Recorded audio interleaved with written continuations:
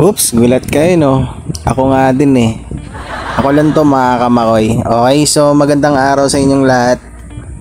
So for today's video mga kamakoy, sobrang excited ako. Alam nyo kung bakit? Alam nyo kung bakit? Ngayong araw kasi mga kamakoy, okay, ngayon tayo naka-schedule para sa dual shock conversion by Junjun Grasa. Okay, so kilalang tagagawa talaga yun, no? Sa Langka, Marikina lang. Okay, so halos 1 month talaga tayo naka-schedule nun. Last October pa, tapos ngayong November lang. So nakapag-ipon pa tayo para doon. And then yun nga, kaya ko naisipan na magpa-dual shock. Gawa nga na yung hanap buhay ko kasi mga kamakoy, Food Panda rider and then Move It rider. Okay, so tuwing may pasahero kasi ako, and then pag nalulubak kami, naramdaman ko talaga yung sumusubsub sa likod ko. Ay hindi, mali. Yung lubak naramdaman ko talaga. So lalo na siguro sa pasahero ko. So yun nga, samahan nyo ako mga kamakoy kasi excited na rin ako so kung ano yung maging kalalabasan ng dual shock conversion natin. Let's go!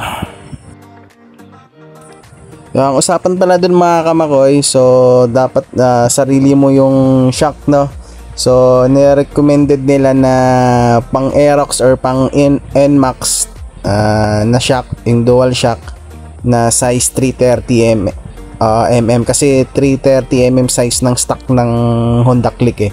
So yung nakuha kong brand is MHR. So mumurahin lang siya, pero sana magtagal, sana quality, kasi wala pa tayong budget dun para sa mga branded talaga. So soon malay natin merong mag-sponsor sa atin, malay lang natin, di ba? So why not? So tingnan natin mamaya yung kalalabasan mga kamakoy, no? So sana maging okay.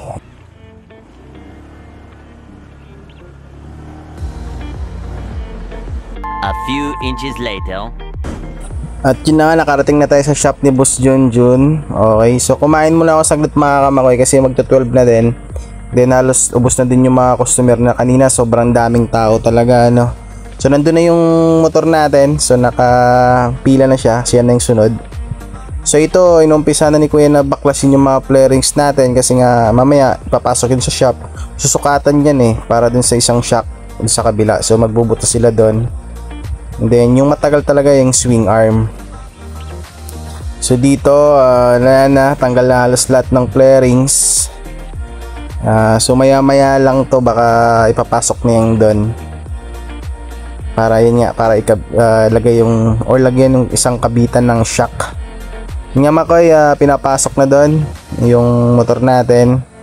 So mamaya pagbalik niyan, dalawa na yung shock niyan.